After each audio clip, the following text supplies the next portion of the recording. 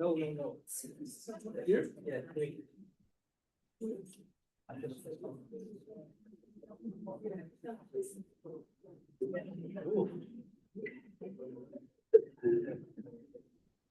Good afternoon. Good afternoon, everyone. Welcome to the first roundtable open to the public of this year's edition of the International Political Sociology Winter School. This is the 11th edition of the IPS Winter School, and we're happy to welcome today our guests to the roundtable. And I'll start presenting Professor Claudia Arado from King's College, London.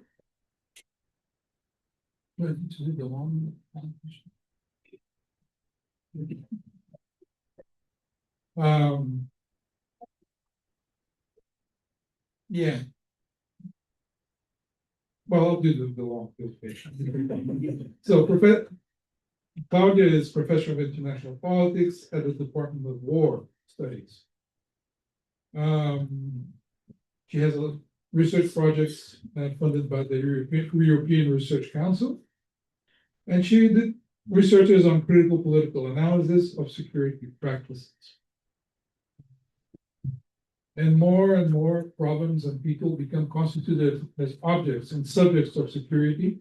Her research has inquired into the effects this has for political subjectivity and democracy.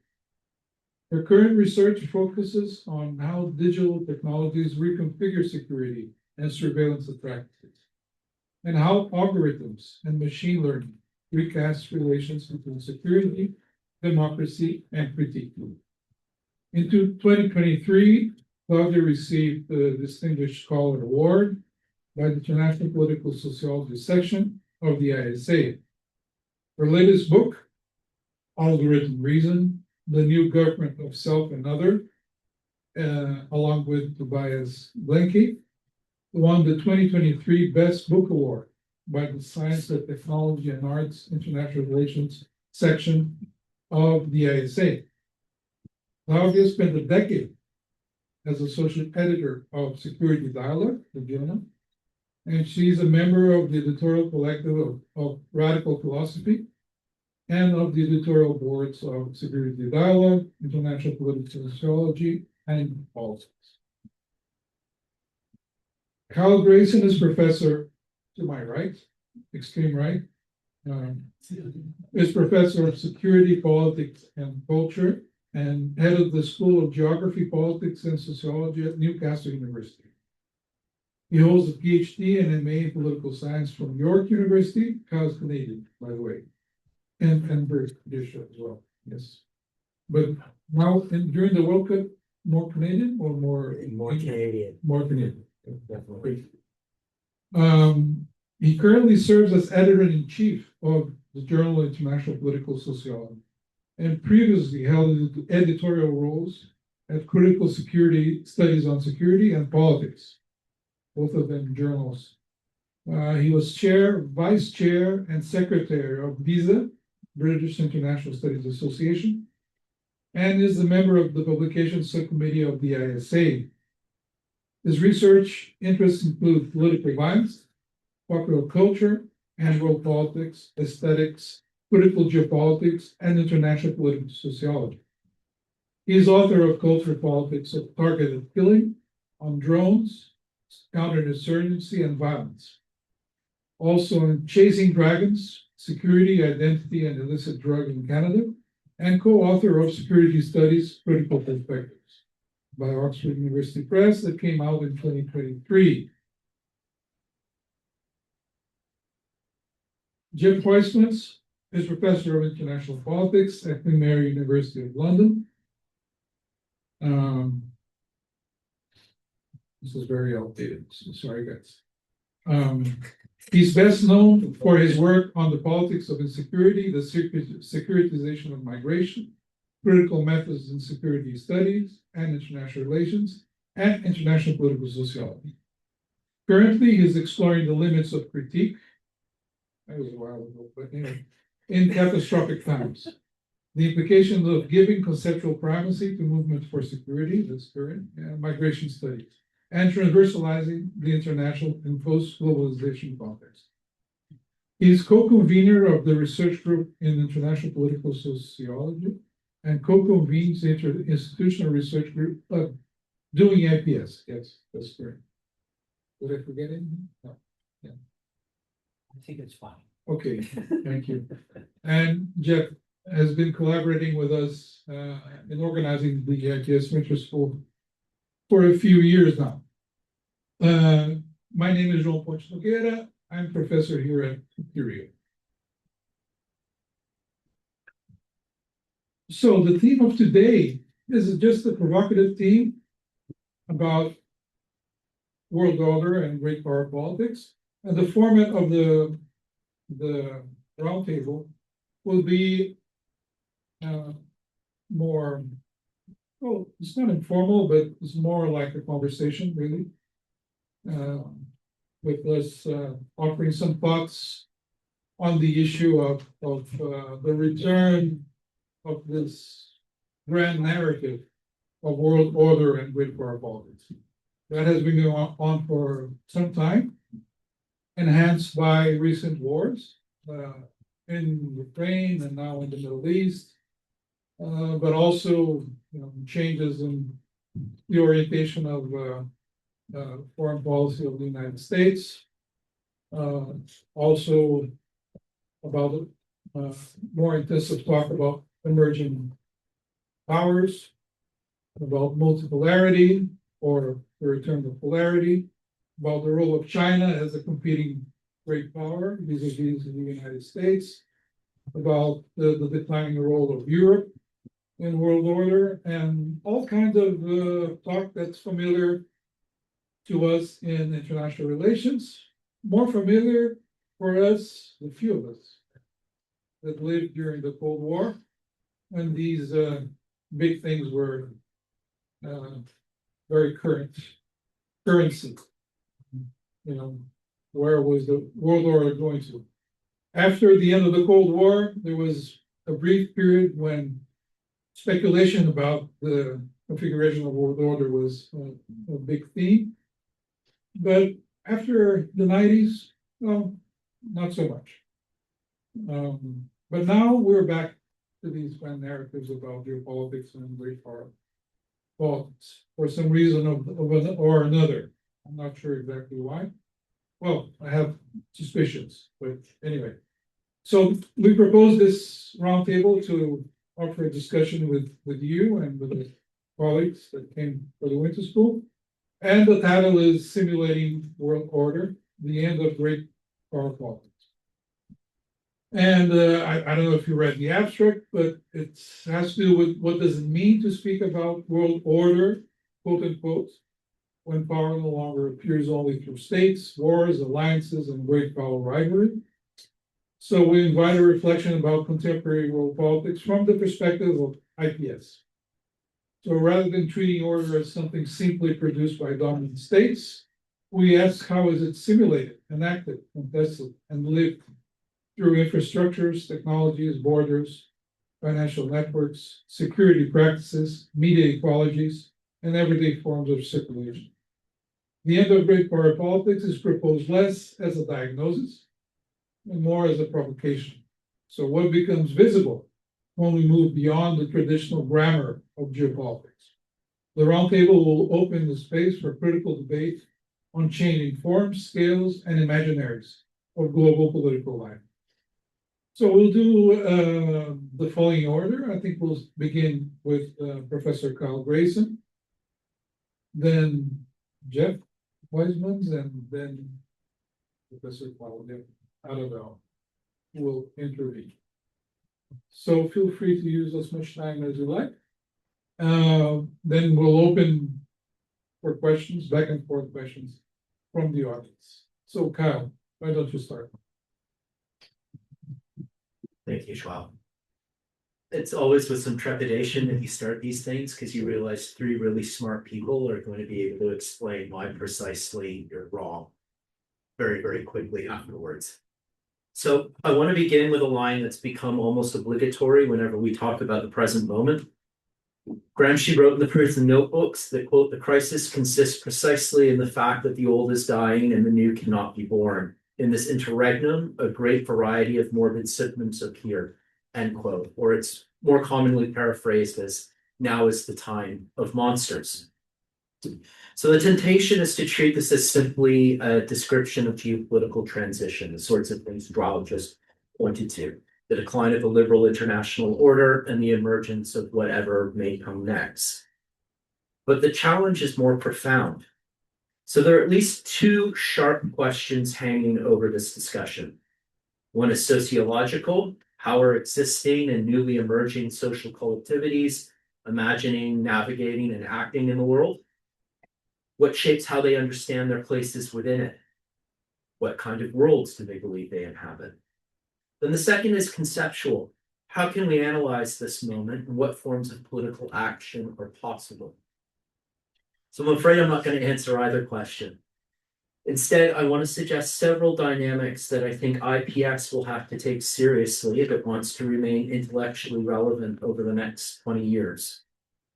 So the first is multipolarity, but I don't simply mean the transformation or decline or change of American primacy or the return to great power competition, whether that's over status, influence, wealth, who knows what.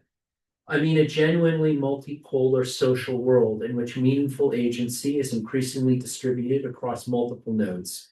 States, religions, diasporas, transnational movements, environmental processes, artificial intelligence, big technology firms, financial actors, and non-human actors. Historically, multipolarity has rarely been peaceful, but today's configuration is particularly unstable because it's populated by actors with radically different temporal horizons, ambitions, and logics of action. We know less about many of these actors than we assume, and their interactions generate forms of complexity that may exceed many of the analytical categories inherited from international relations. So this brings me to a second issue, which is temporality. The contemporary world is in part characterized by competing temporalities. Climate change that once unfolded across millennia now unfolds across decades, if not years. Electoral politics operates over months. Social media cycles compress political attention into minutes. Financial markets respond in milliseconds. Artificial intelligence accelerates the production of information still further. Meanwhile, things like religious temporalities are eternal. So with a proliferation of temporalities, algorithmic time, market time, social media time, electoral time, ecological time, revolutionary time, strategic time, civilizational time, and religious or eschatological time. So while speed is a problem, the problem is not simply speed. Politics has always involved an element of acceleration, of drawing upon an imagined past to bring future promise into the now. The problem is that these temporalities increasingly collide. Collective action becomes more difficult as we try to solve problems that require coordination, but with multiple temporalities with very different horizons. And artificial intelligence just exemplifies these tensions. It also raises the question or the issue that we can't technology our way out of fundamentally political problems, despite what Silicon Valley might tell us. At best, technology changes the technological dimensions of these problems, but it doesn't resolve questions of power, legitimacy, inequality, or justice. Perhaps one of the most important methodological questions for IPS is therefore how to slow time in order to create analytical spaces in which interpretation can keep pace with the technological acceleration that we're seeing. And we know these dynamics, for example, are already shaping conflict. Barriers to sophisticated military capability have fallen dramatically. Cheap drones, cyber operations, and disinformation campaigns allow relatively weak actors to generate strategic effects. Proxy wars proliferate. Criminality and warfare increasingly blur. Conflict extends into digital infrastructure, information ecosystems, and everyday social life. With greater precision does not come greater restraint. It's most horrifically demonstrated by Gaza. At the same time, many states that once appeared securely embedded within the warm, fuzzy aspects of liberal institutional frameworks, things like feminist foreign policy, human security, sustainable development, are reorganizing themselves around rearmament, comprehensive security, and total defense. The decline of the liberal international order reverberates not only internationally, but also domestically, transforming relationships between states and societies in ways that would have been unthinkable even 5 years ago. And overlaying all of this are problems that have not disappeared simply because new challenges dominate our attention. Climate change continues. Inequality, global, national, racial, generational, remains structurally embedded. And we're witnessing the emergence of increasingly authoritarian and fascist political formations in which rules are no longer merely bent, but openly disregarded. Moreover, we're beginning to see how progressive and reactionary forces have become entangled in ways that resist inherited political categories. So against this backdrop, there's at least one thing that I think is important. Wherever we are, the human condition remains the human condition, politics remains politics, inequality remains inequality. The technologies, actors, and institutions might change, but questions of power, belonging, identity, exclusion, violence, and justice do not disappear. So for me, this suggests a potential agenda for international political sociology. As always, we need much greater reflexivity about the categories we inherit, as well as those we wish to adopt. We need much more willingness to understand why particular logics have become predominant on their own terms, taking them seriously as intentions to will worlds into existence, and not merely dismissing them outright as products of mental, moral, or spiritual deficiency. We need much deeper collaboration across disciplines and methods to better understand how worlds emerge. And again, we need to understand what actors believe themselves to be doing, not just offering criticisms of their agendas. In some, we need much greater interaction, not only across our academic communities, but with the social collectivities whose worlds we seek to understand. So if we are really living through an interregnum, then our task is not simply to identify the monsters. It's also to develop forms of inquiry capable of understanding the worlds that are struggling to be born. Thank you.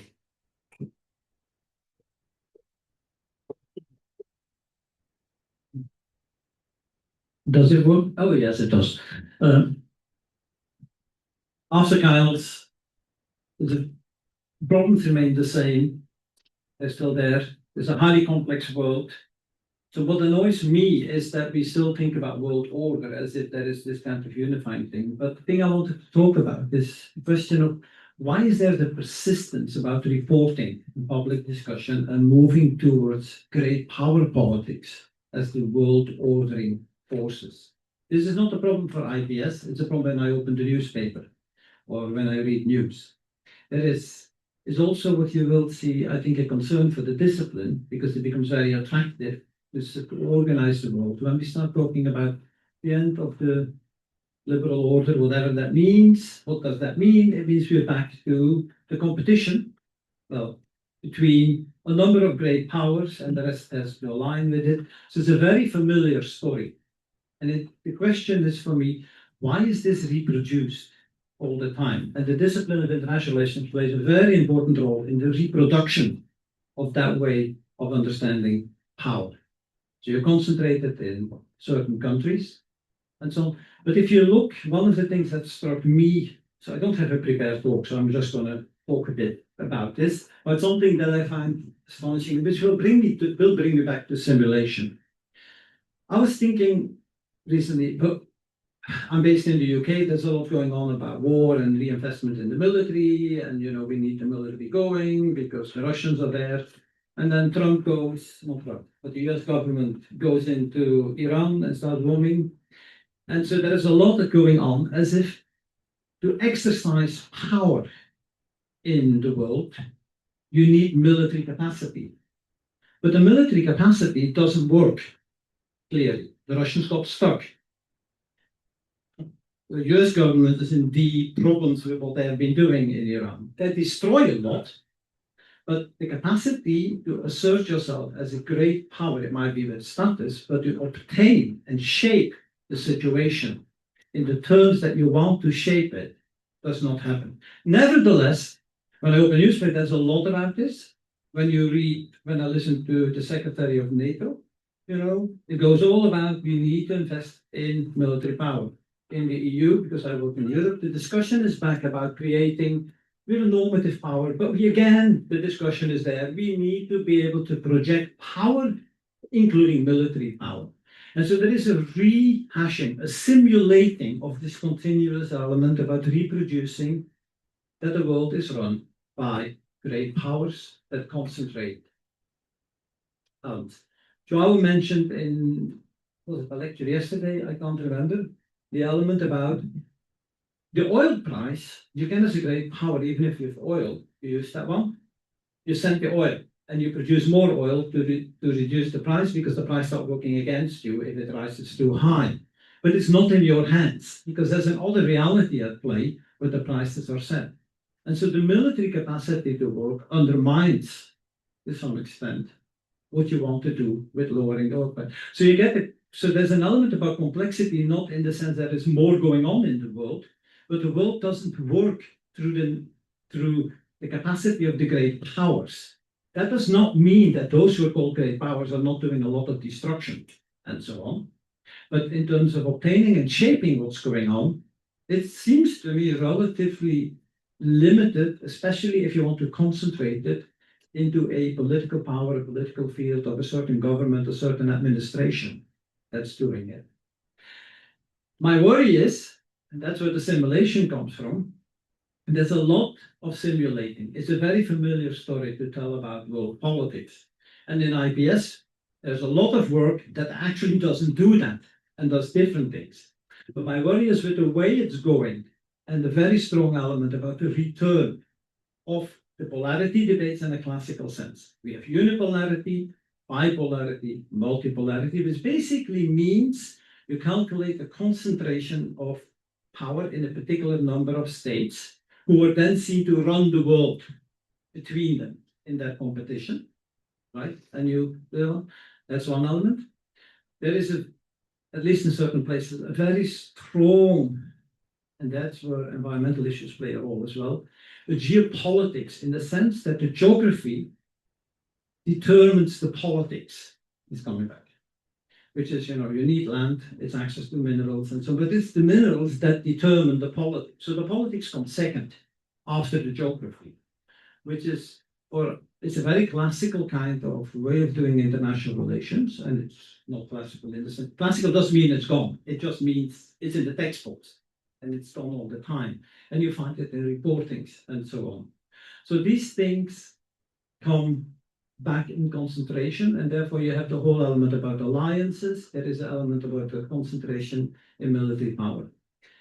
Now that's a different analysis from saying, oh, so now we have a problem because the world is reorganizing itself in that way. But that's where I think the simulation comes in. How comes we reproduce, not just us, but how is this element about the world being run by great powers and competition of great powers, so that at least you need to pay attention to this, reproduced almost ritualistically or at certain moments. And of course, it's a simulation when you do the sociologies about how the world works.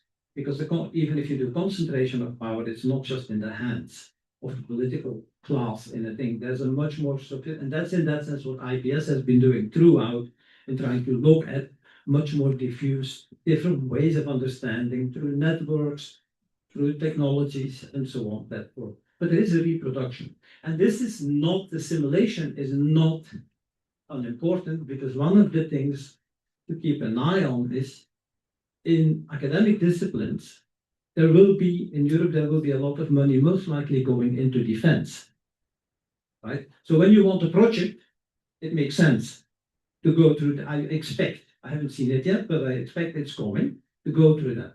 So the knowledge that's going to be produced is partly going to get legs again through the defense kind of sector. not the sector, but also the way of thinking, which actually will lend itself to a considerable extent to the reproduction of the great power logic. And so there is not a neutral element. We know that maybe socially and politically it doesn't work like that. If you look at the complexities, the different things that are up against one another, it's like, you can do all the kind of nasty migration policies, but people still move. So there is all kinds of things that are at work within this. And so I'm very annoyed about the return among a lot of people about the reporting and the understanding that we are back to a great power politics, despite all the work in IPS is done. And for me, that's a challenge for IPS. It's not for inside the community, but it's how the work in IPS will actually get itself and gain momentum and be able to mobilize and start questioning the simulations of this great power logic in the terms of the world order. So I'm a bit worried about how things are coming back and how questions are going to be asked in general. And so that's why the end of the great power, I actually think sociologically that is socially, if you do political, it is an end of great power politics if you look at it, because they don't do what according to what they're supposed to do, can do in terms of shaping the world order, or whatever order it is you shape. But there is a continuous repetition and simulation of this same thing, and that's not neutral. Simulations do operate. As I said, they could impact on funding, the knowledge that's produced, how people are positioned, or how budget decisions are made as well, and so on. So they're not without consequences. So I think there is a problem, that there is an end and not an end of great power politics in that sense. Oh,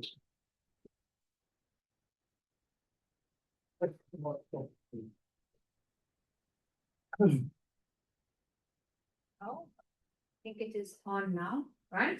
Okay, good. Yeah, thank you both so much for this introduction to kind of the big questions, which I read as kind of questions of diagnosing the present, right? So how do we diagnose the present moment we are living through?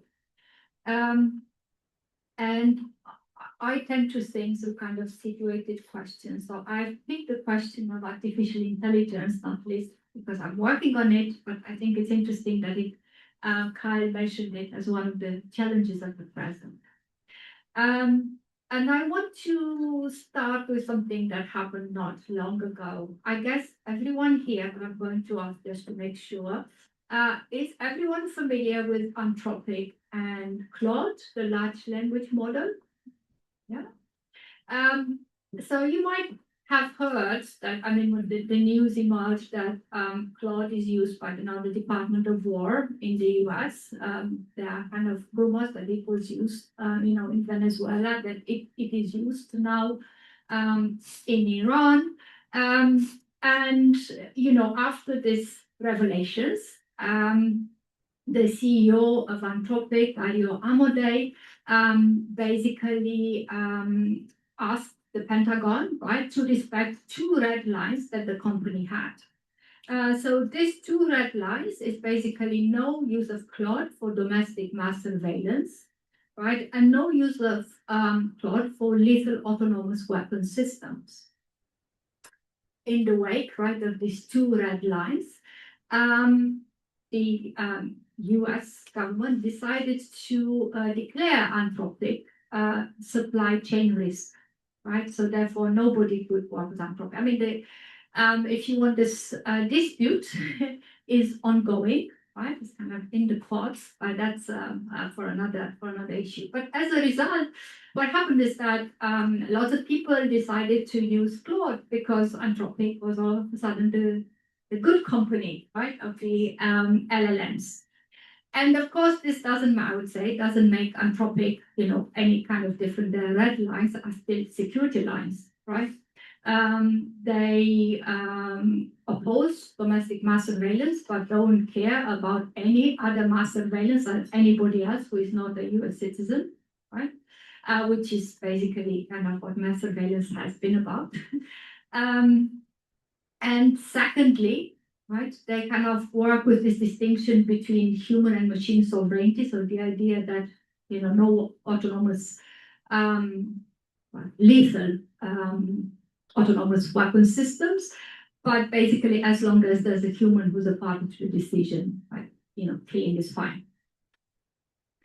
And I gave you this example because around the same time, we also found out that so basically the Pentagon is asking other companies to basically test their large language models for use by the US military. We also know that Google offered their Gemini large language model to the US military.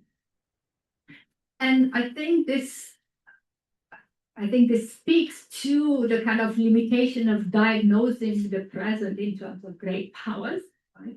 But I also want to speak to the limitation of diagnosing the present just in terms of what's come to be called the big tech or the Magnificent Seven or so on.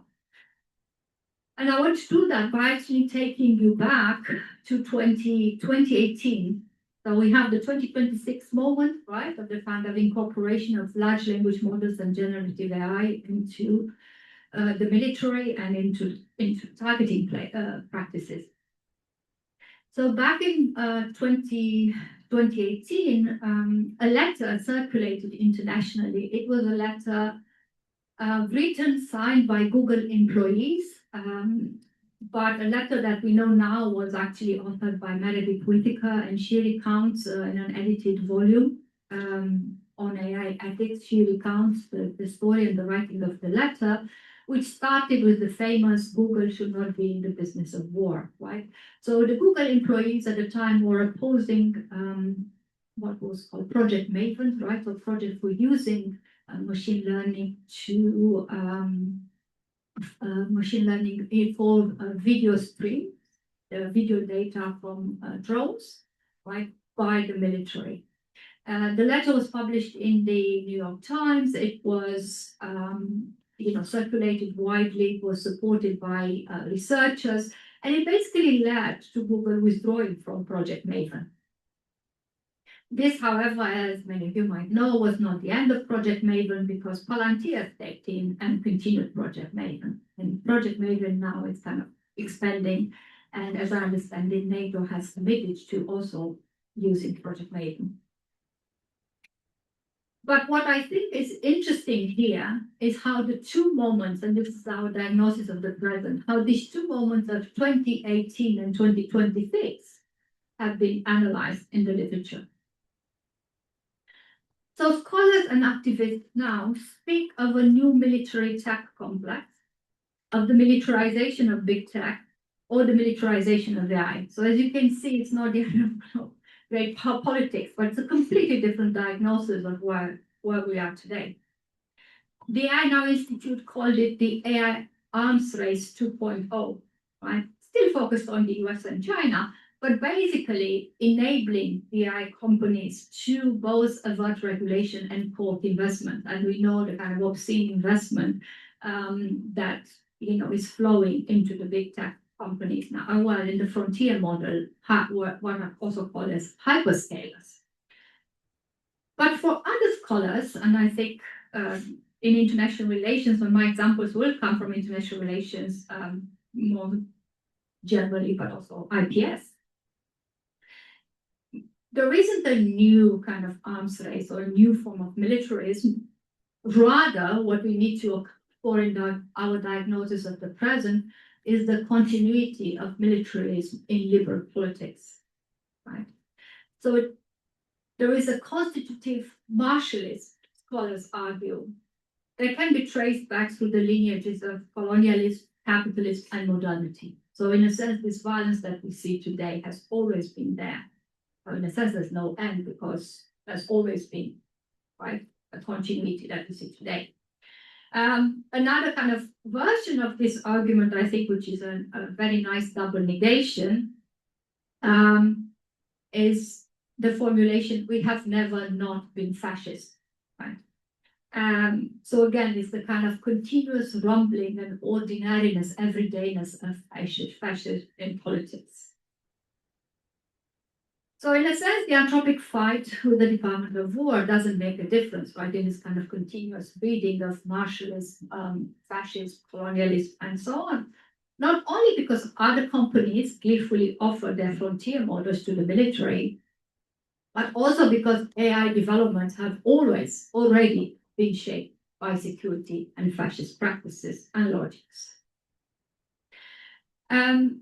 Now, it seems to me these are two very different renditions, right, of the present and what it means to analyze the present. In a sense, one could read one as a kind of rendition of the new, right, and one as a kind of rendition of the continuation of the old. And I want to suggest today that we actually need to think much more about the points of inflection, right? And we need to revisit, in thinking about the present, we need to revisit this question of the new and the old. And I'm going to draw on actually scholars in international political sociology to do that. And I would suggest, as I suggested earlier today, actually at the IPS Winter School, that we can approach these questions of the new and the old methodologically through controversies and struggles. So critical security scholars have debated these questions of the new and the old by using concepts such as securitization or militarization, which again highlight the transformation of existing practices. And I won't go now through them. I'm happy to expand on that. But again, they have been criticized, or scholars using this concept have been criticized for having a presentist reading, right, of history, focusing too much on this moment of transformation of the present, rather than what I had outlined as the continuities of martialism, of coloniality, or empire. Now, in so doing,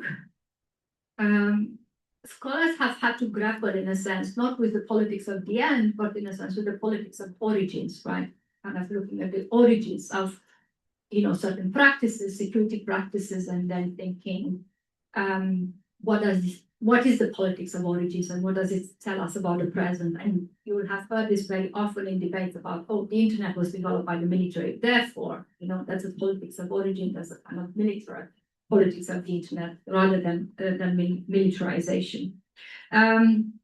And I think there are lots of issues with the politics of origins, but there are also issues in the kind of analysis of continuity that actually reproduce, right, the kind of same violence that is always already there.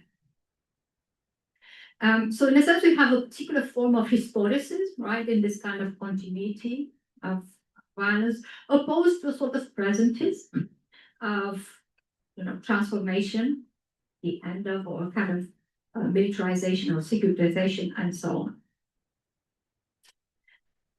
Now, I think that this kind of bifurcation of historicism and presentism, or what is, kind of the opposition of historicism and presentism, can be rendered differently by asking the question, reformulating the question. And I would suggest that we can reformulate the question of how do we think the present historically today, right? So how do we understand this entanglement of the new and the old without assuming that we live at the end of, or we live still in the politics of origins, right? So, neither, not that everything has changed, but rather that everything is still the same. And I'd like to suggest that, for example, debates around militarization in international relations have kind of gestured, towards this type of analysis. So two scholars, Anastasia Marquez and Maria Stern, argue that militarism and security morph, loop, and generally slide and slip about, as do their attendant concepts and practices of demilitarization and desecuritization, as well, of course, there are their inverses, right? So what we have here, we have morphings, slippages, multidirectionalities. A different way of approaching the question of thinking about the present historically. And here I turn to IPS scholars who I think have argued that have proposed different ways in which we can approach the present historically. So, for example, Didier Bigot has suggested to analyze struggles among security professionals rather than assuming a homogeneous field of security. So attending to struggles and how they play out, for instance, among the military, the police, the intelligence services, the border guard, and more recently what he calls the guilds of digital technologies. So it is these struggles that actually help us understand the transformation of security practices today, rather than the end or the politics of origins, the end of a certain form of politics. So just to give you an example, Bigo explains in recent work in the particular context of border security, that the digitalization of border security is not identical to a military strategy of deterrence and combat. It is, this is a term he's used along the years, a panopticon producing the othering of minorities and the normalization of majorities that professionals, because I'm here, in security professionals implement. Right?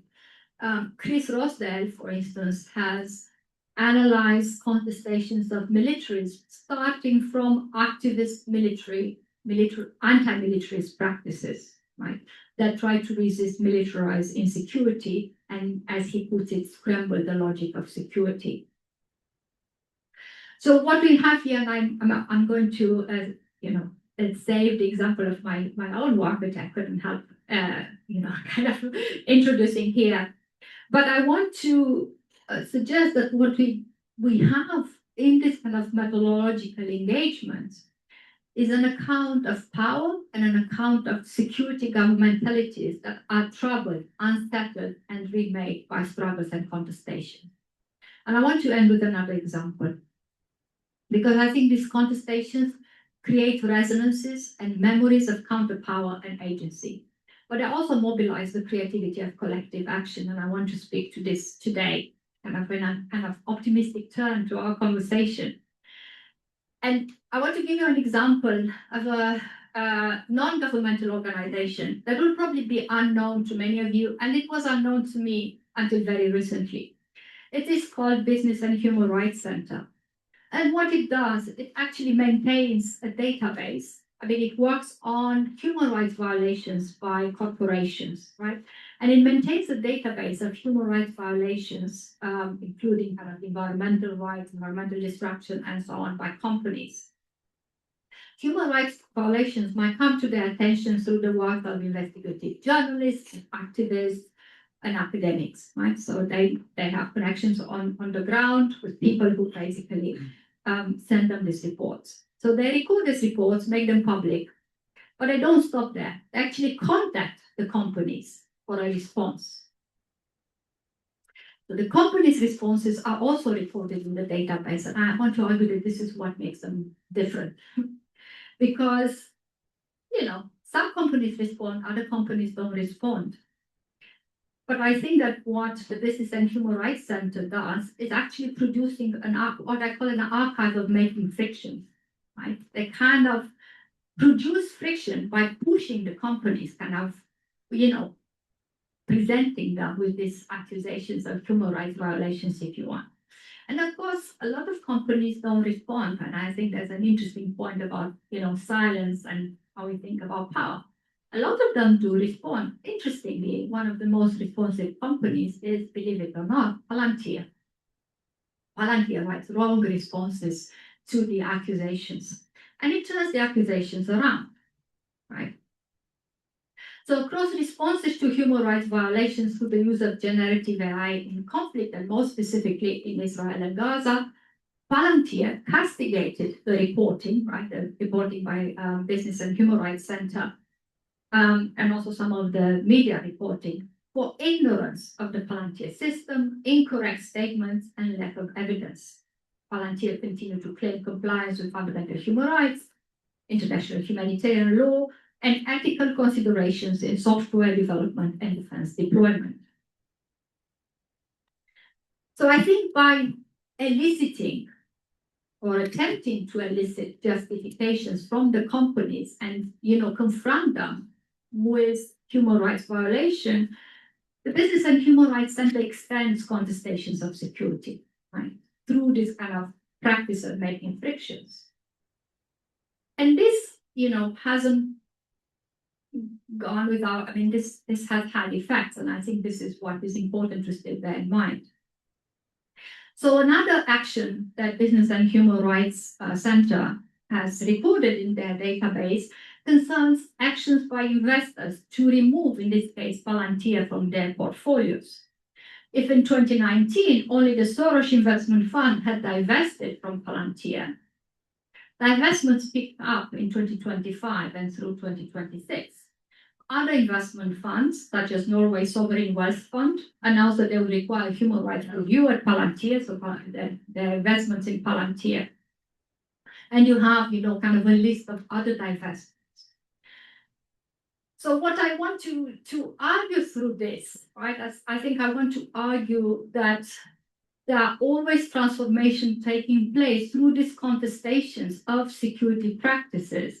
And there are forms of creative and collective action, in this case, through creating frictions, but frictions that have actions that lead to divestment from a whole series of companies.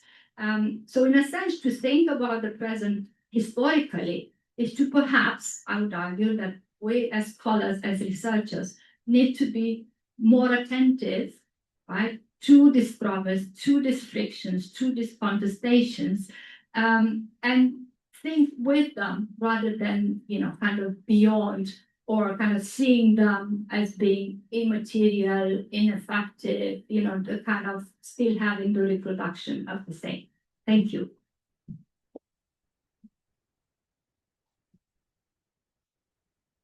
Thank you, Claudia. I think we can get some interventions from the public before we react.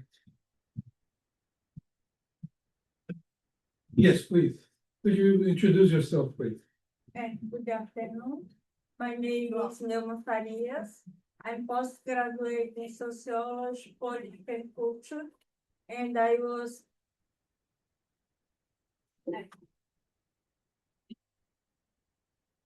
I need to repeat. No, Okay. we heard. Yeah. Good afternoon. My name is Neuma Farias. I'm postgraduate in sociology, politics, and culture, and I was passed on the master in MAP here in PUC-Rio. And I understand that technology is very important to create power. If we create power and technology, just a moment, I make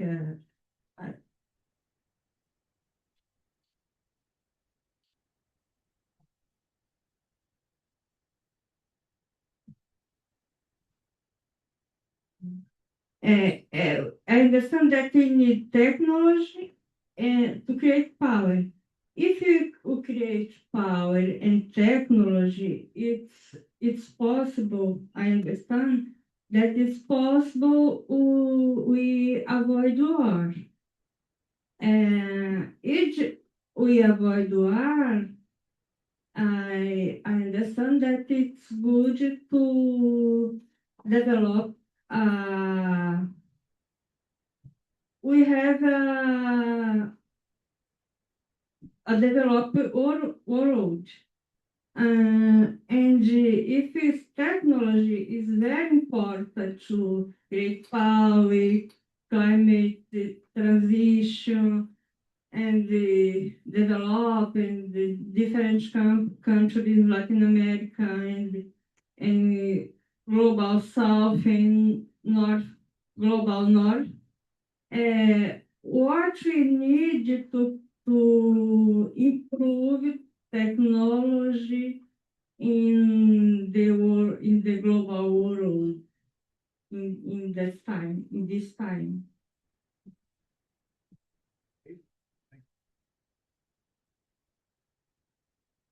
Thank you for it. Hello. Thank you for your question. Anyone? Dario.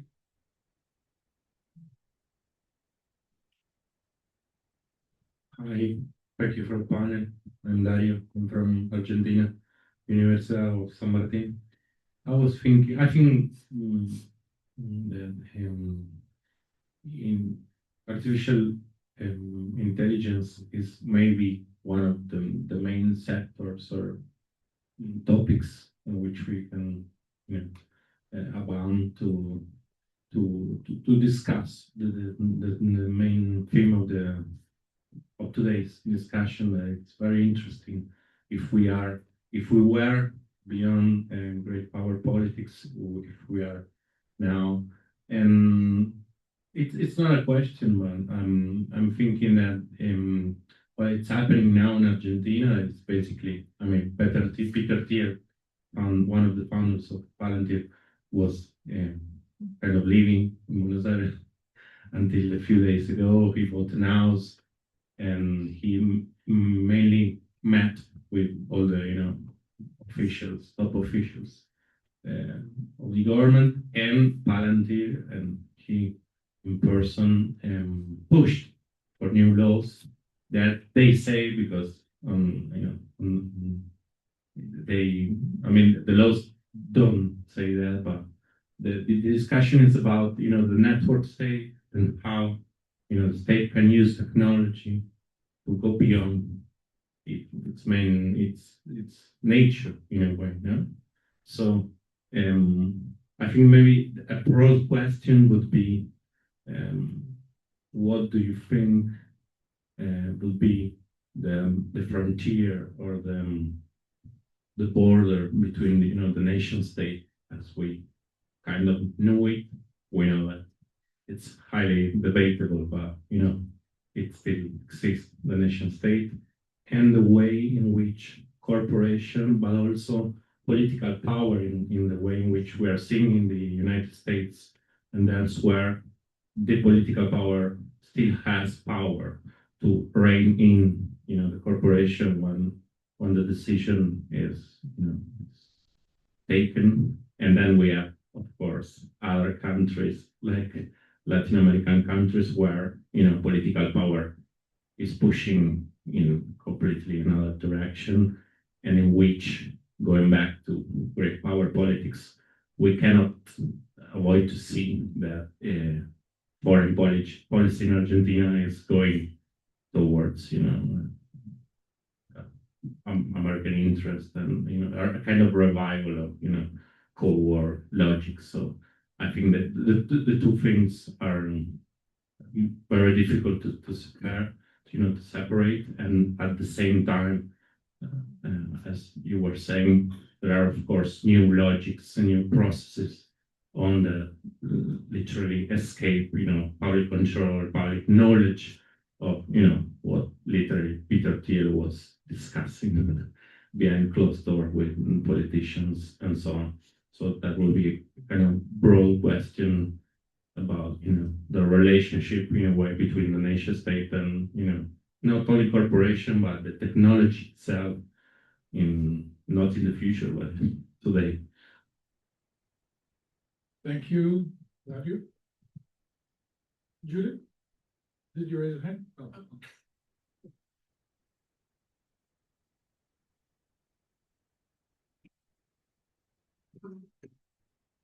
Marina?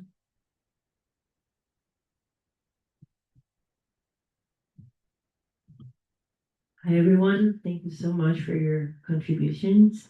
I was particularly struck by both Kyle's beginning with Gramsci's words that we have been over and over and over again repeating, and Claudia's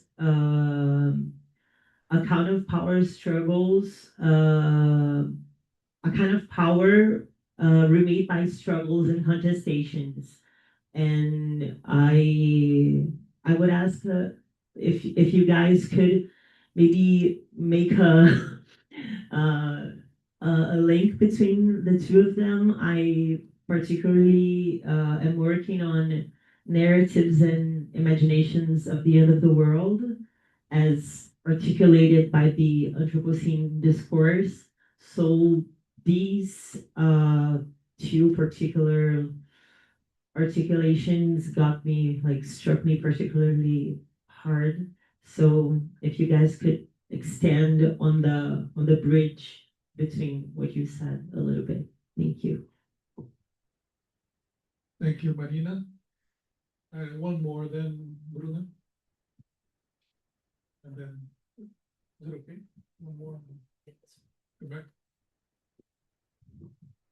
Thank you. It's for you three, and especially Kyle and Radal. So, how can we think with the struggles and social movements when rather than think about them or for them, when especially men of our social movements do not want to think with us, with the academia anymore. And of course, because of the multiple forms of distraction that we see along the historically struggles, and how we can reconceptualize the revolutionary time in a non-teleological way to see, without assuming this predetermined trajectories and progress liner of the revolutionary time, or ends of the political spheres and this order, international order, or global whatever, etc. If you want to say. Thank you. Thank you, Bruno.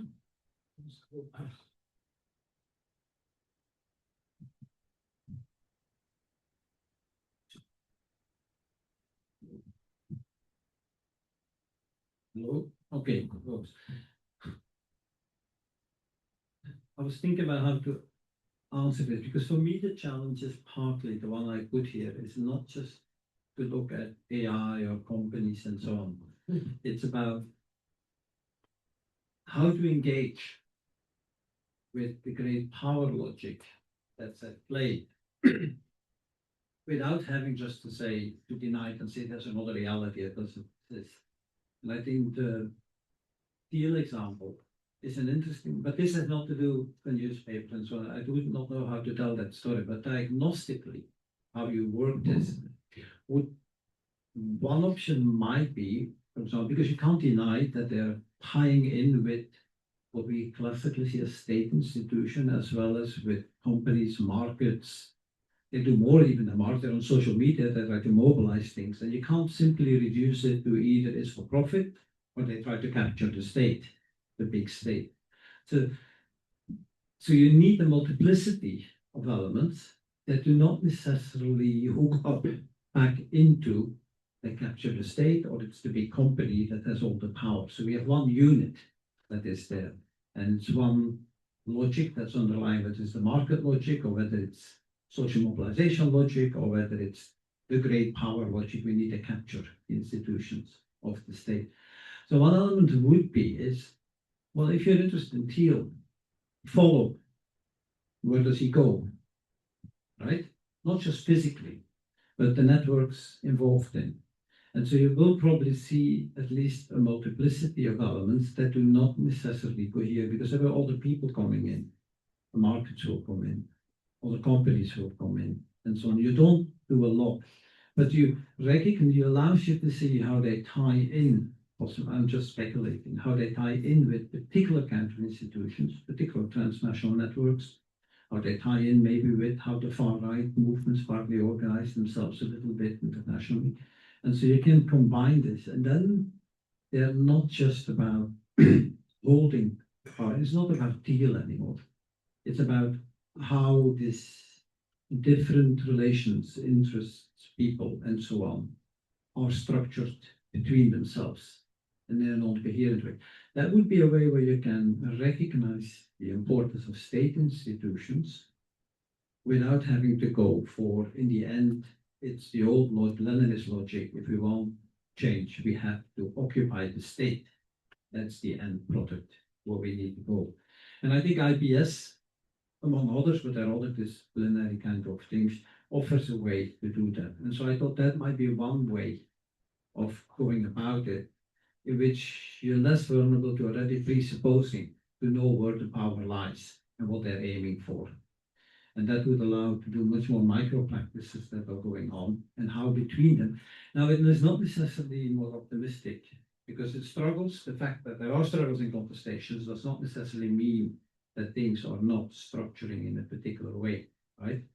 It just might mean that it's more difficult also when you do social movements to find where is the point of intervention that's going to make a difference if it's distributed across states, companies, markets, social movements, social media mobilization, hits on media, and so on, and networks that you create. And I think that's one way of coming into it, in which then that you would get a much better diagnosis of how power operates in this sphere than going for the key unit through which we read power. But it would require international relations to let go of the theory of the national big companies. So it's always a concentration. Is it capital or concentration of military power combined with capital, for example? It's not a logic of concentration anymore. It's a logic of how the distributions and the diffusions connect to one another. And I think it's not necessarily more optimistic, because if you're at the center, you know where to do the revolution, right? Oh, it's pretty violent very often, but it's diffused. You can only go to little bits and pieces to do the action. And as optimistic or pessimist, that's not the point.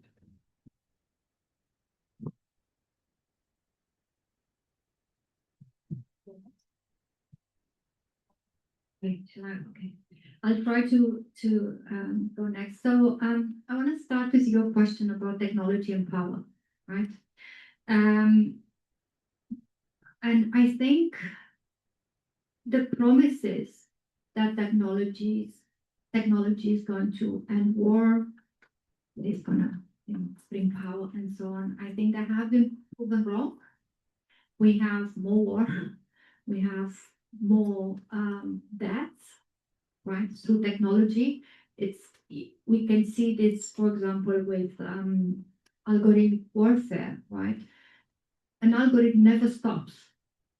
An algorithm will produce continuously targets. So we know the increase in violence, right, and in killings, because you have an algorithm that, it's true, it will always kind of produce new targets, and we know about this lethality, right, in Gaza,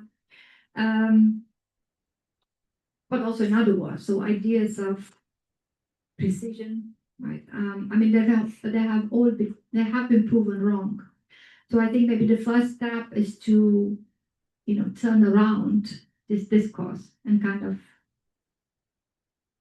acknowledge that, or kind of emphasize that it is wrong. The second point, I think, which is an important one that you raised, is what to do with technology. You ask how to improve technology. And I think that there's a lot to do. And there are many, I think, interventions that we can learn from. And these are both academic and, again, activist interventions. So there are different ways in which technology, scholars have worked with this idea of making, again, I've used friction again as well, by making friction with technology. Silicon Valley is trying to is promising frictionless technology, right? A frictionless technology that only produces more lethality. Maybe we need technology with more friction. Scholars have also tried to argue that we can produce AI, large language models, not as large language models, but as different kind of models, right?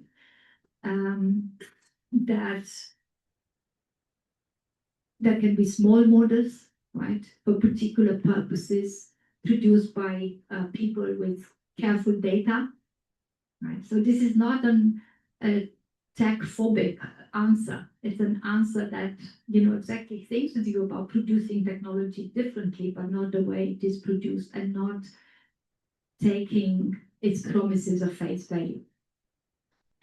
Now, I think on your question about the relation between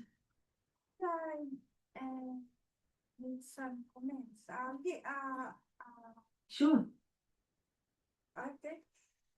Eu sei da tecnologia em crise, por exemplo, mechanism to increase your work.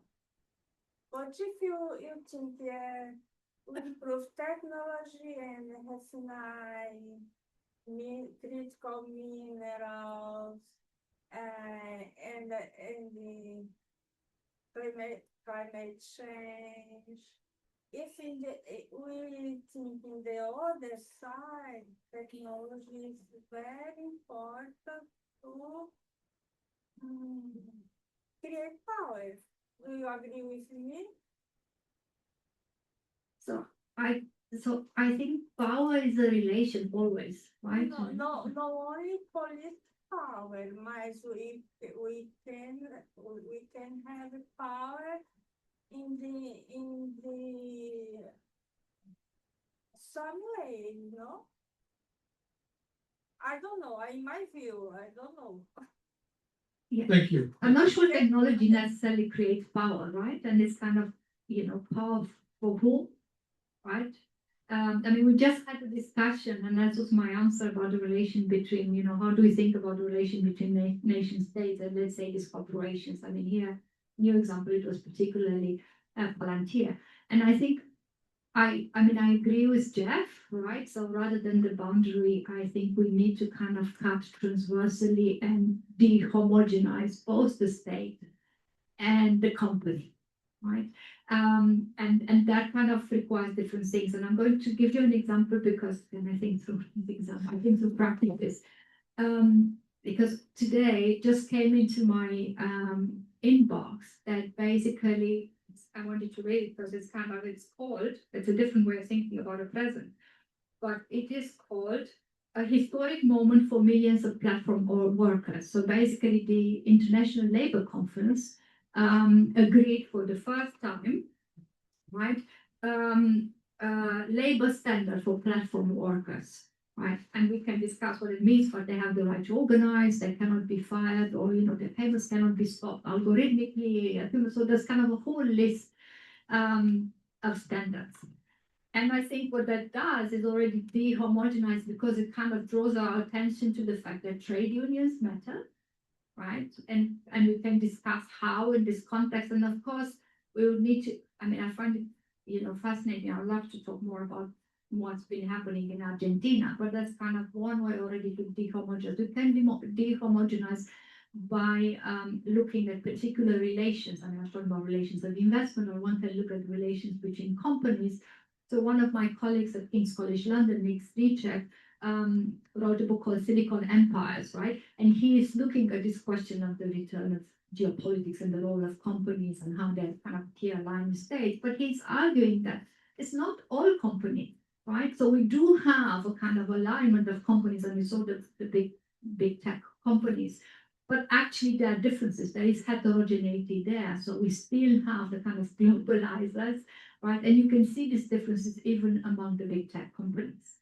And I think kind of heterogenizing and looking at not just the competition, but again, there are lots of frictions and there are struggles. There are struggles among the companies themselves. I mean, you can see all of these struggles even between OpenAI and Anthropic, right? And we could say still big tech, they kind of have similar, but it matters because it does something. And the more you bring in other actors, right?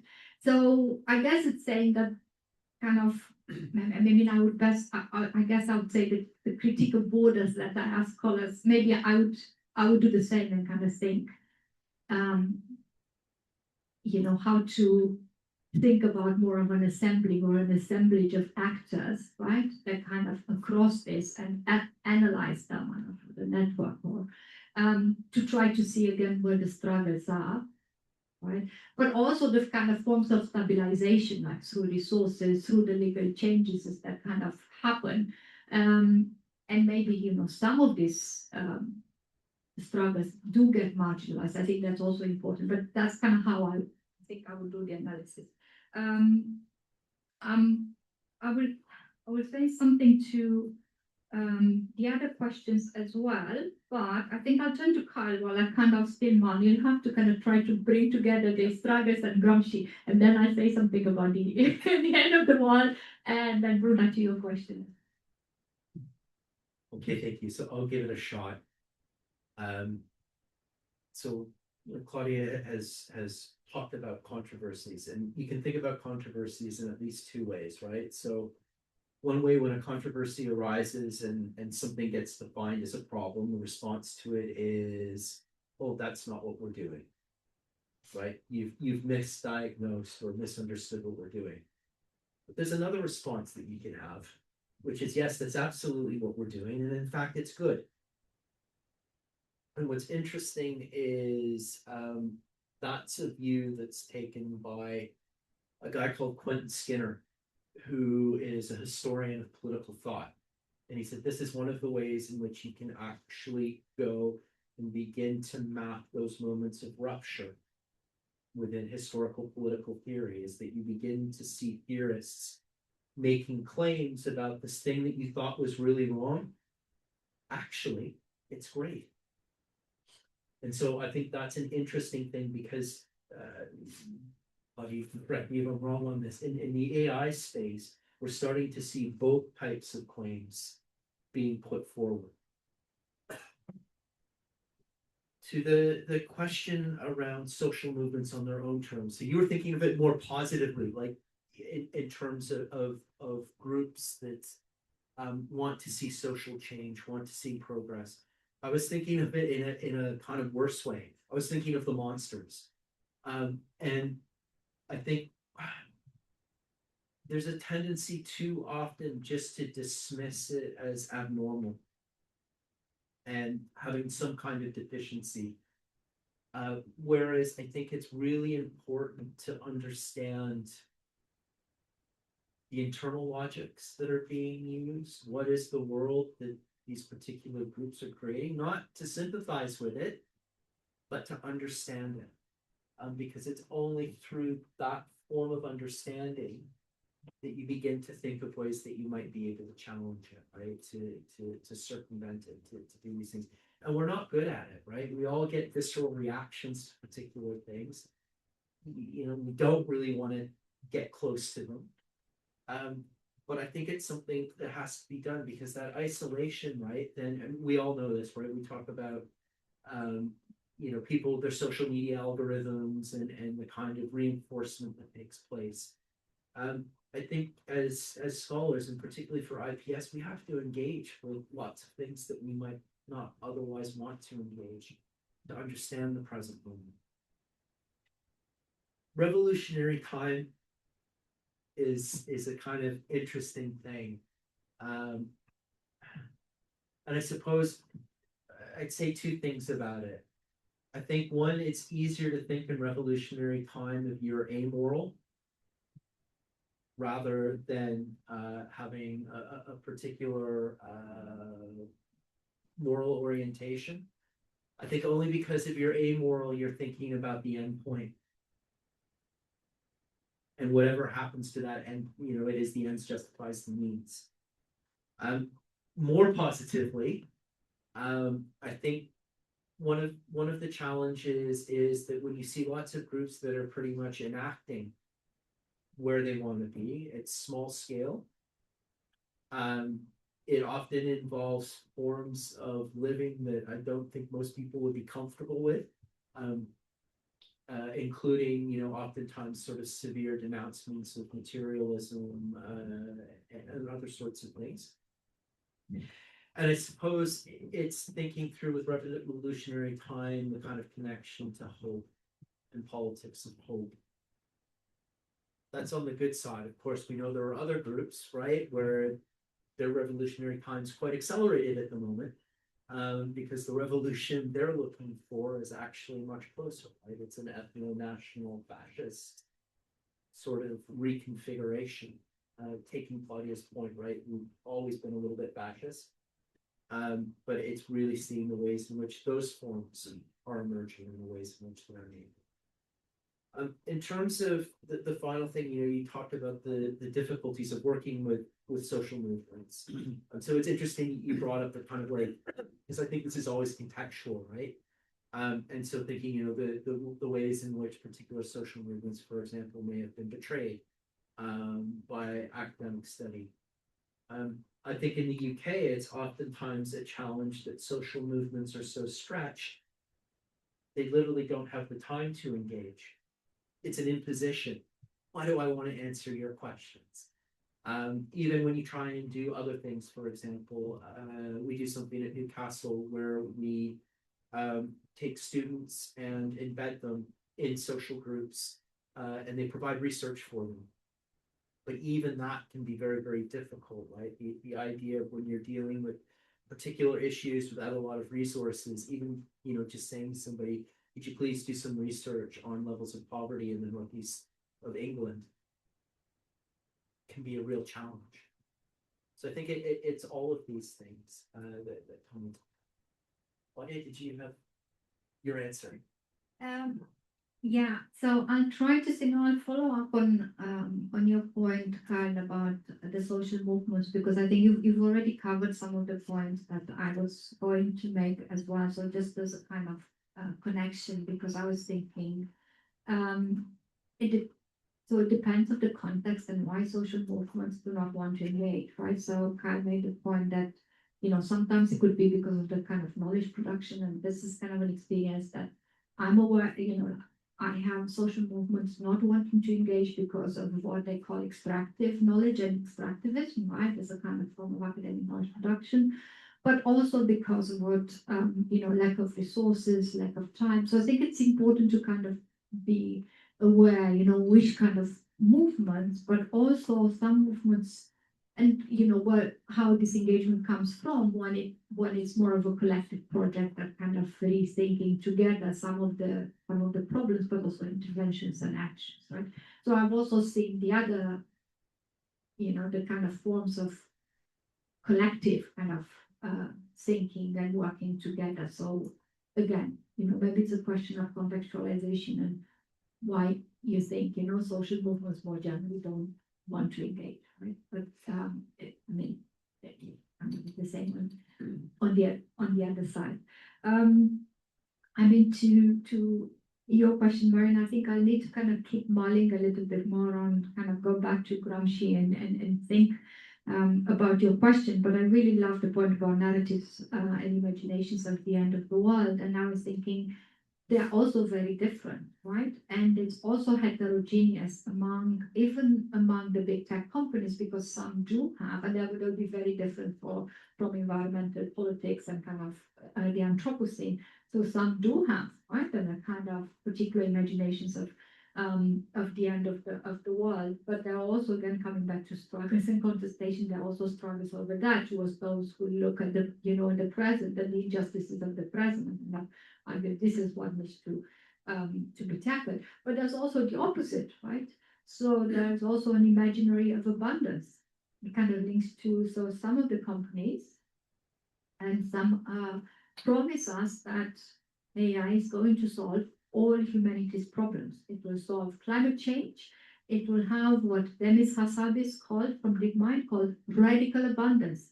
And we will all enjoy, be part of this radical abundance. So you see, it's exactly the opposite, right? So I think, again, we are faced with this. It's a multiplicity, but I think we need to actually undo, maybe that's the kind of interaction with the struggle between also these narratives, right? Not just kind of actors, and but between these narratives and how, we need to criticize these narratives and this promise that sounds very appealing of radical abundance, right?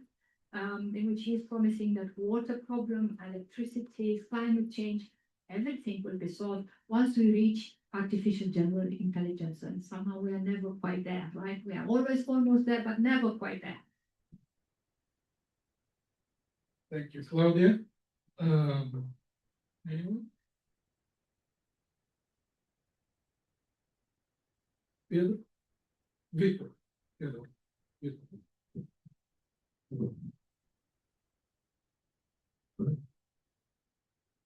Good afternoon. Thank you for your interventions and your answers.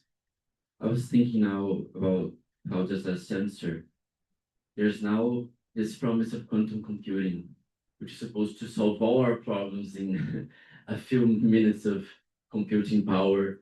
And they always mention climate change and medicines and diseases. And this is supposed to be the new qualitative jump in technology. I wanted to know if you have some thoughts about that. I know that these promises are almost always empty, or they don't deliver as much as they are supposed to, especially because they are often used for the shareholders and not for the people needing the solutions. But I want to see if any of you had any things to say about this. Thank you. Thank you, Vito. Thank you. Thank you. Yes, please. Thank you. My name is Emerson Caetano. I'm from the Department of Law. And I very appreciate the question of Bruna, but I can help but wonder how do we engage with this cross sectors dialogue without thinking in cooptation, for example, when we think about social movements and the way that state or, for example, companies are cooptating social movements to do their work. For example, FIFA recently is holding actually the World Cup in Mexico. Mexico has a large number of forced disappearance. FIFA, in order to seize this forced disappearance, they started to look for social movements that worked with this theme for a while in the region. So we can see in this example how FIFA cooptated a social movement. Cooptation is a right word, right? Then we have last year we had here in Rio de Janeiro in Brazil the PCC movement. That is it's a drug traffic cartel that had some problems with the distribution of beers, for example, with fentanyl, methamphetamine. I don't know how to say it in English. Methamphetamine in the drinks, and they use it to distribute these drinks across Brazil. They think they did nothing about that. We as a society perceive it that these cartels had a lot of intention, a lot of powers among a lot of sectors. But for me, it's important to understand how can companies and states use the leverage without using the cooperation. I know it's a very big question, but yeah. Thank you.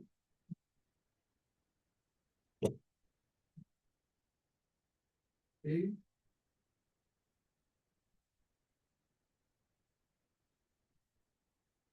Good. Jeff, you wanted to say something about simulating performance? They want to answer the questions first. It's okay. I'll ask you a question then, because I'll come back to the title. I mean, we're going to quite specific. I also had another comment to make, which is there's a lot. So I was talking about how I come across all kinds of great power problems. The other thing I come across is, of course, AI, as it is known. And AI is important. So there is a question for me as well. Why is the future and the present so technologically? What's invested in that? Because you could do other analysis of the present. I was thinking about an example like if you take Kyle's question about inequality, you can do it through the technology reducing inequality, but you can also do the production element. There is always a logic of distinction at play in society, which is not through technology only. It could be with technology, could be money, could be art, could be various things. So inequality and difference is rendered. So there is a general question about the focus on technology. And maybe that leads as well to the second, but that wasn't what this wasn't. So what's going on by focusing on not that technology is not important, but by seeing the present and the future through the technology. But I wanted to ask you a question. Who believes there is world order? Nobody? Yes. So some people believe it's world order. I never see a world order. So there's two people only. Nobody else thinks there's world order. So there's only. Or if there will be. Yeah, but there's still a world order. I was just why I was going in that I didn't invent the title. So that I think why I wanted to reflect on it, which is there are people who claim that they will make or there is world order. But if you look at practices, like Claudia says, there's controversy, but also if you look at the logics of practice, there's always things going on, and they don't seem to align up or create some kind of unity or something order. And what is the world after all? But there seems to be going on something in simulating world order, which is like an acting as if the world order. There are certain processes that claim that there is a world order, which you claim the world, whatever that world is, but it's usually in the planet or maybe even beyond the planet, what goes there. So there is also an analysis to be done. It's not do we have world order, not world order, but this problematic terminology of thinking in world order, because there are a lot of actors, for example, in the end of the world, that claim the world as an element in it. And they will do the world order. And there is not a neutral claim. To claim order, neither is it neutral to claim the world. And I think, in terms of when you look at it, I don't see a world order. I see various things, processes, relations, structures that are at play, but I don't see a world order. But I do see a lot of people who claim and fill in what it means to have a world order or strive for a world order that's going on. And I think the simulating world order, it was an interesting, this draw invented the title, I had nothing to do with that one. I thought this, no, I did not do the simulation. No, you did. I did the great power thing. But so the simulating of the world order is interesting because then it's not looking for what is going to be the world order. It's what is actually, who is and how is the conception of a world order mobilized, created, simulated, and therefore enacted in it. And maybe it's good not to think about the world order. And we have an inherent suspicion when people claim the world, whether it's for the end of the world, because what world is ending, right? Or whether it's for the future, we're going to make the world better with whatever it is, whether it's AI or something, or we're going to make the world worse. So we always claim the world, where you do some homogenizing that's going on. And so therefore, I think the title of simulating world order is actually quite interesting, because it's not about whether there is a world order or not, that it is about what's at stake in those practices and processes that speak about the world order. That's what I want to know. Yeah, I didn't invent the simulation. I can't remember. But it does friction. It does remind me of Baudrillard, of course, right? Yeah. Who wrote Simulacra and Simulation. And also when the first Gulf War happened, I don't know if you guys remember the first Gulf War. That's when Iraq invaded Kuwait, and a coalition of states in 1990 and then 1991 went to war against Iraq to reinstate Kuwaitian sovereignty. Well, many people thought about it as simulation as well, Kuwait as a state, but that's a different story. But Baudrillard wrote a book, The Gulf War Never Happened. Right? Many people didn't like that because the war did happen and killed a lot of people, right? But the thing that was perhaps a simulation was that war inaugurated a new world order.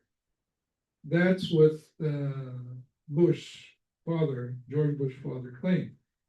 Why? Because the United Nations was finally working. The US was cooperating with the USSR, Gorbachev and George Bush, in the same coalition and established a regime to manage Iraq and started a whole set of policies that inaugurated the humanitarian era by protecting the Kurd refugees escaping from the retribution of Saddam Hussein in the north of Iraq. So that was the emergence, if you like, of the humanitarian era of the 90s. That then you had Somalia, you had Rwanda, Bosnia, I mean, a whole bunch of interventions that were enacting a new world order where it was not anymore about the hard geopolitical, if you want, logic of spheres of influence in the Cold War, but was more about soft power, institutions, norms, right? Occasional humanitarian use of force, yes, a lot of use of force, but for humanitarian reasons. So it's not about the classical geopolitics anymore. It was about ordering the world according to certain values. It was about reuniting the world with itself. So it was a reconciliation of great power politics, the United States, well, the only power politics, right? With the purposes established in the UN Charter. And then international law became a big deal and so forth. So all that seems to have gone, right? Suddenly. And then we are back to geopolitics as an expression of what? Needing to control territory through force in order to shape world order. So that's another simulation, right? The simulation of attacking the Middle East, Iran, for instance, now, to reshape the Middle East. It's the same thing that 2003, the United States wanted to do. Let's democratize Iraq. Let's reshape the Middle East through regime change, right? Also, the simulation of world ordering, because what you get, what is it what you get? A bunch of people wanting to do regime change, including the Russians in Ukraine. All right, so the return of geopolitics has a lot to do with the simulating exercise of ordering the world by great powers. But it's a simulation because, well, the copy is what counts, right? And the original really is not doing anything. That's the problem of the simulacra. So I think that's what we're seeing now, that we claim that geopolitics is back because there are a lot of people using force to impose, they're supposedly impose the will in certain regions of the planet, like South America, Monroe Doctrine, or in the Middle East. But there's not much going on in terms of great power politics. It's not like the power politics is shaping these regions. There's a lot of, as Jeff says, many different things going on that have nothing to do with great power politics and that have nothing to do with ordering the world. It has to do with this extracting oil, with establishing new logistical chains, with dealing with maritime law, with dealing with insurance, new kinds of insurances for shipping companies, with dealing with underwater cables, with ports, with urban infrastructures in the Gulf. So there's a lot of different and very complex structures that are being organized and assembled, if you like, to manage, for instance, the Strait of Hormuz, the circulation of all kinds of flows in the Strait of Hormuz. And there's a lot of new codes being invented. So you have to redraw maritime law because the freedom of the seas perhaps is not there anymore. Especially there's no great power to guarantee the freedom of the seas. At least that's what they say. So we have to reformulate because, well, there will be a tax to be paid to circulate through the Strait of Hormuz. So it's not really about ordering, it's about these gradual changes that you have in practices, in systems, right? In kinds of actors that are operating in specific ways in certain areas. That has nothing to do really with the will of the great powers. The great powers are not really doing much, right? They're enabling perhaps something, but there are changes going on, as I think many people here have said, and not necessarily for the best, but certainly what I think there's not there is great powers shaping world order. And that's a problem because our discipline makes us believe in that for a long time. International relations, I mean. And that's the worst contribution I think our discipline gave to the social sciences, right? To make believe that at some point great power politics works. I think it might have worked in an instant, but it definitely never shaped the world in the way we think it does. So you think about the end of the world, perhaps, but certainly the end of great power politics. I don't think we'll have to worry about that anymore. Yeah.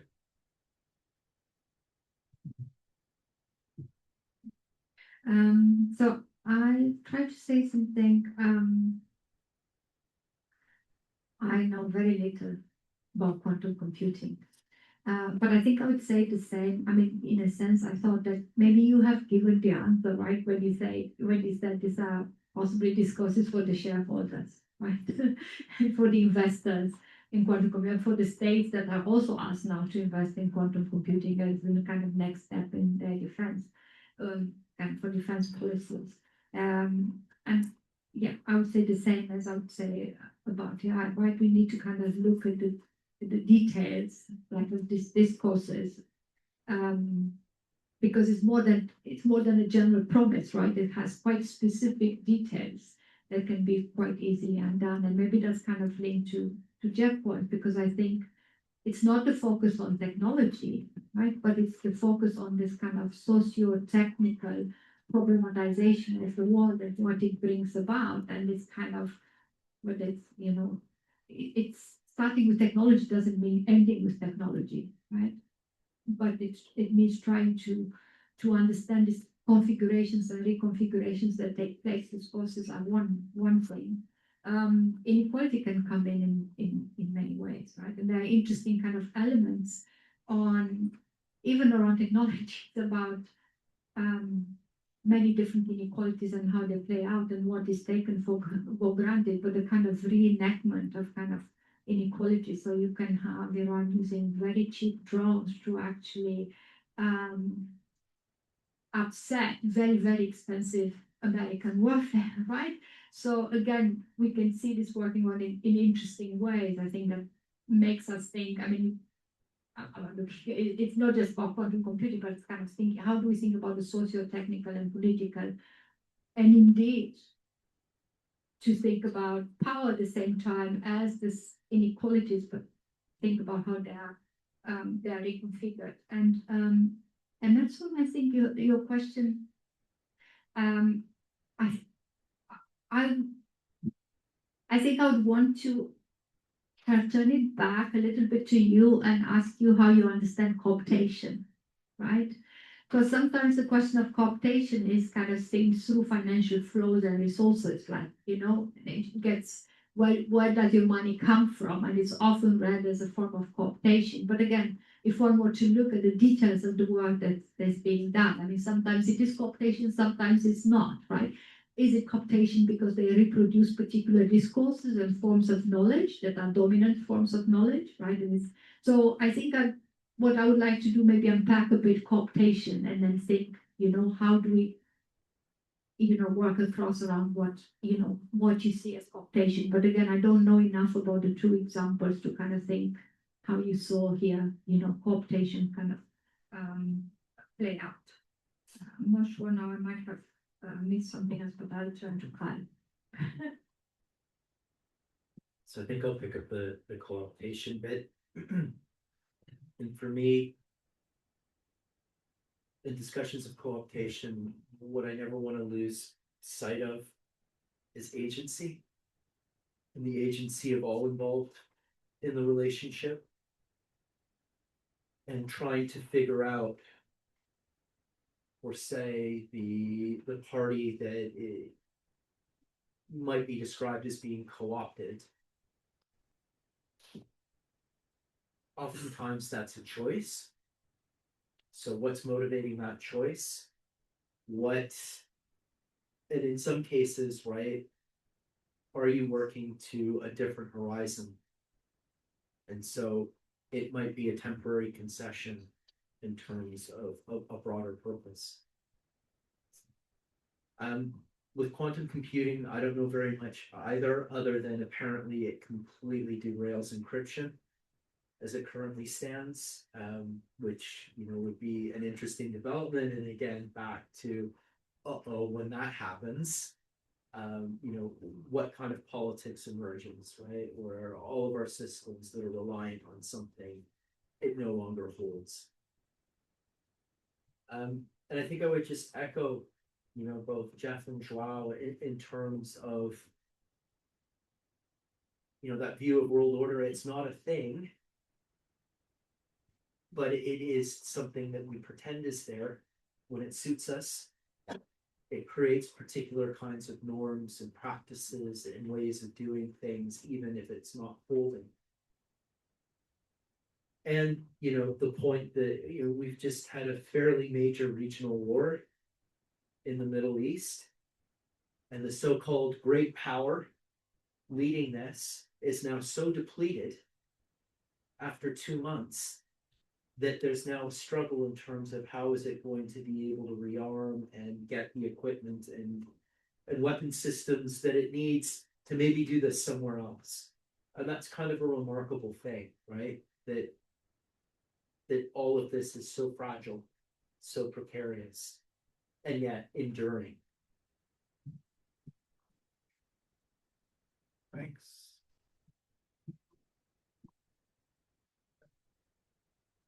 Thank you, Kyle.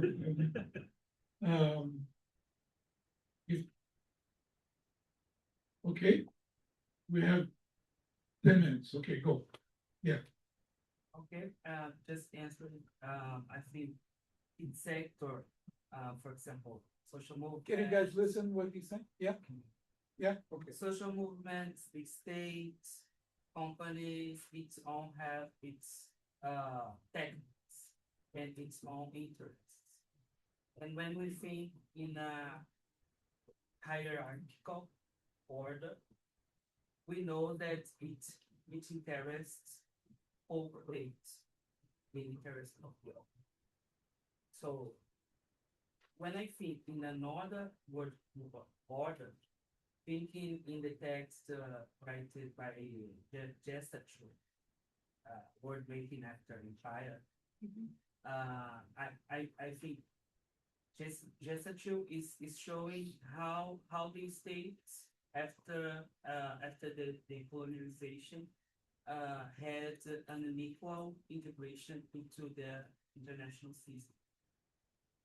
And this hierarchization, Gestature says that works to not to keep this hierarchization, and to the states, the minor state not having the voice or the space into the national system.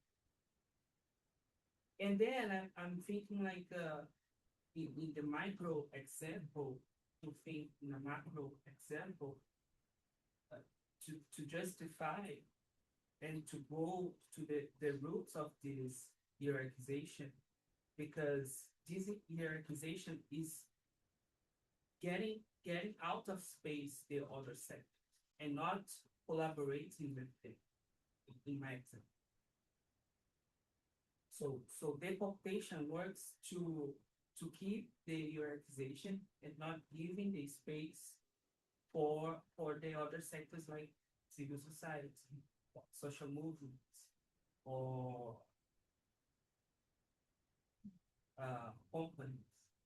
So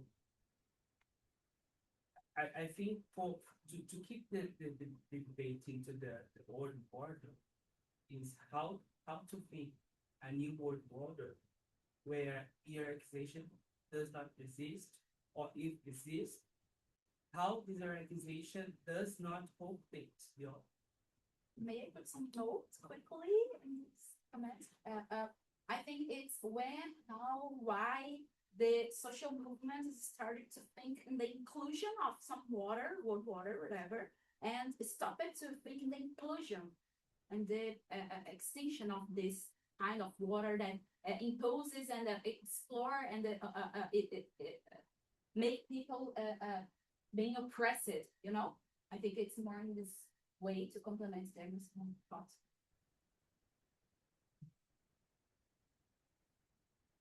Last one. Roy. Okay, I'll be brief. I wanted to ask, especially regarding Joan and Matt's latest comments and Matt's question, Jeff's question, sorry. Regarding if we see or if we observe board ordering, okay, or even simulation of board ordering, isn't it better to think about appropriation of portions of reality? I mean, maybe in Nietzschean terms, isn't it forces appropriating portions of the future and portions of the past? And simply, instead of focusing on subjects such as Peter Thiel or specific corporations, simply thinking of forces that want to project itself, so appropriate portions of reality to explain not a purpose of ordering the world, but simply projecting itself into a specific realm of reality.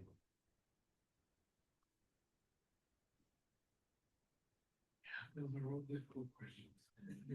Jeff. Why? What's to you? I need to think about what. It's too big. It's not a big question. It's a question about, in some way, appropriating reality.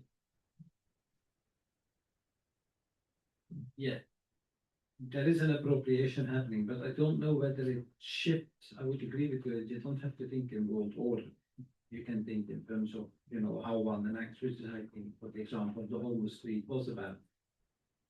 The insurance companies have to do something, in the maritime law has to do something they appropriate. Yeah, but between them, I think what matters is not to look at one actor who, what you call, I guess, appropriating the state of Hormuz or the thing that shapes it.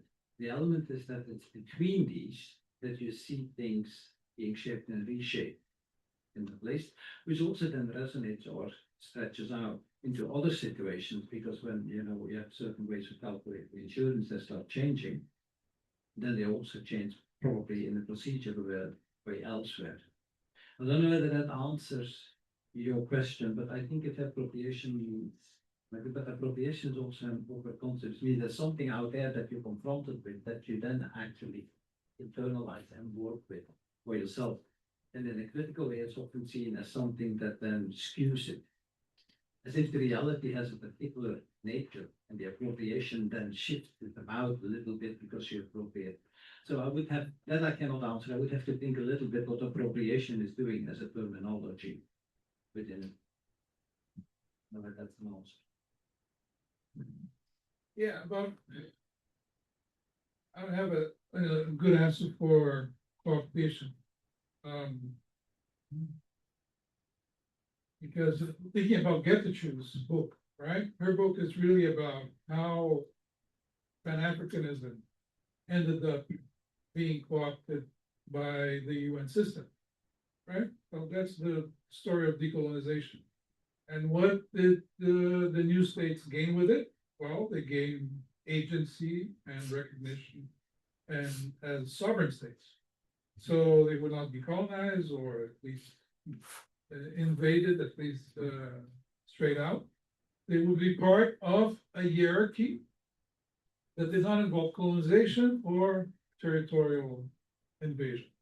It involves spheres of influence, it involves, these other ways of shaping world order that was characteristic of post 1945, or at least 1960s, in the world.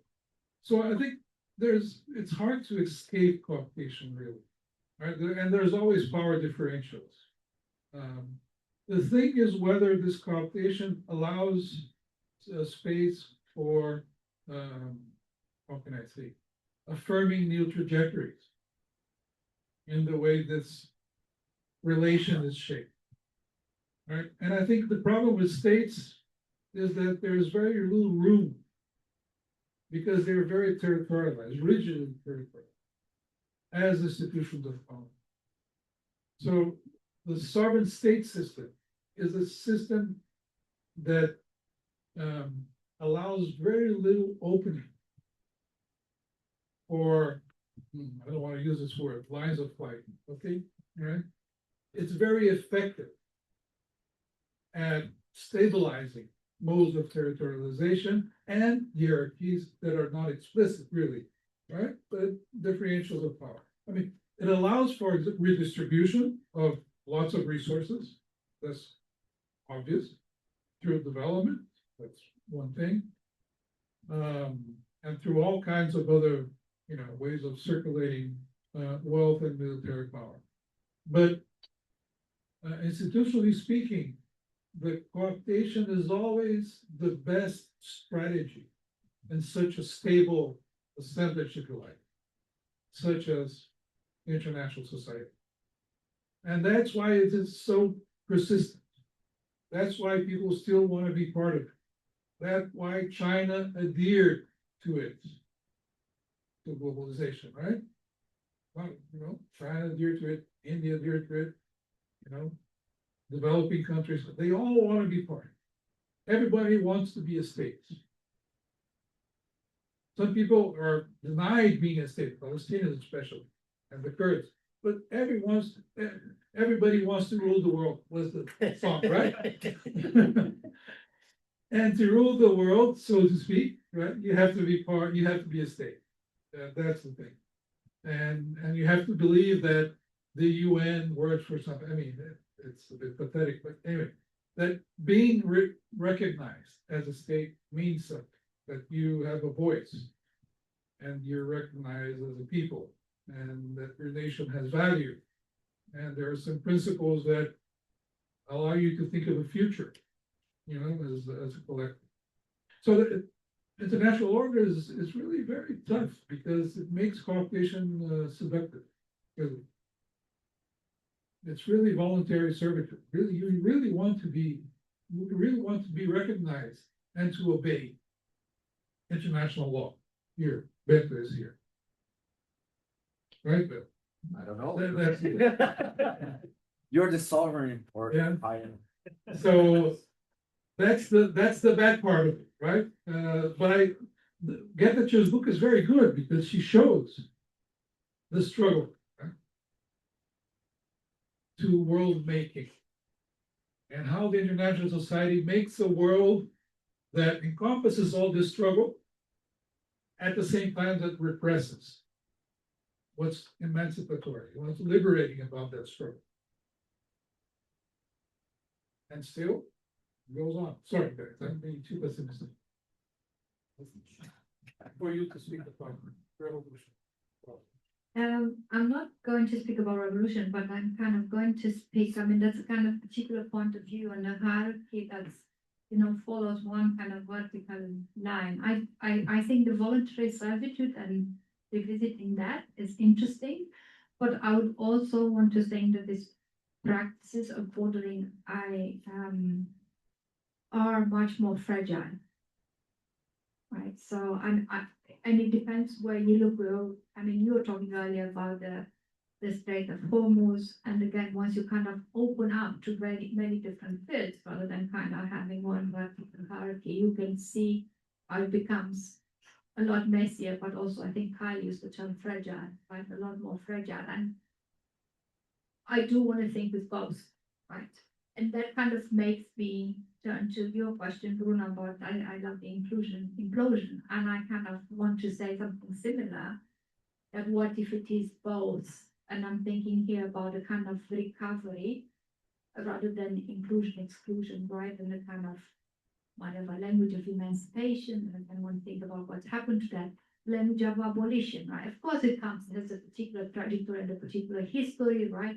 It comes from particular engagements, and also kind of US-based scholarship, but I think it's a language that kind of circulates internationally in interesting ways and kind of maybe challenges, right? Whether it's one or the other, but again, things about what does it mean to maybe have both.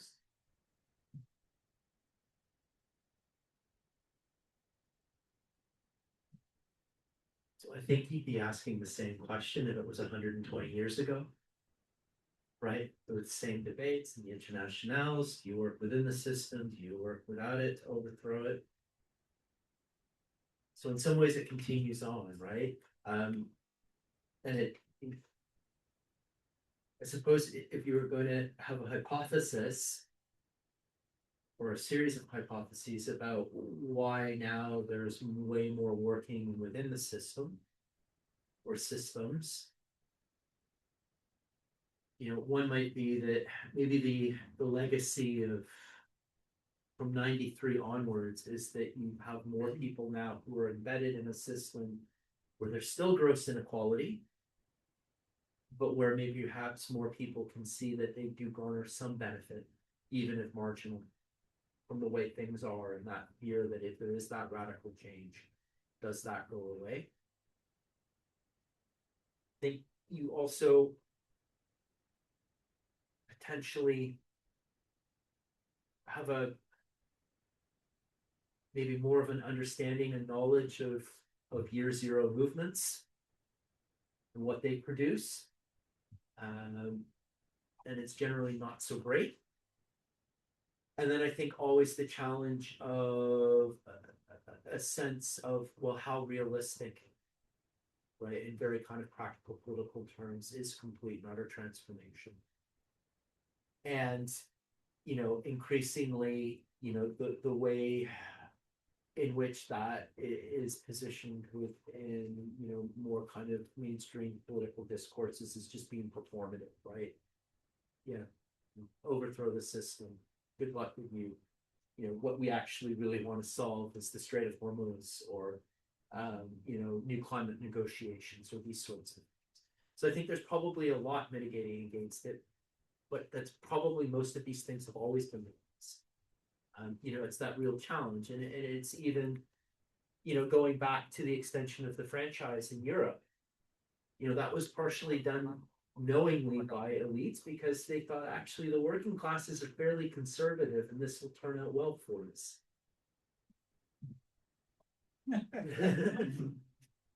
On that note, historical note, I think we can conclude this roundtable and thank our guests very much for sharing their ideas tonight. And thank you for being here in this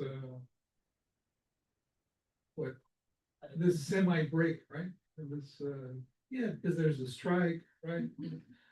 There's no one in the university and you guys are here. So it's a big deal to have you here. Thank you very much. And next week we have the second roundtable about the end of the world, actually. So come, we'll talk about the end of the world. Okay, thank you very much and all the best.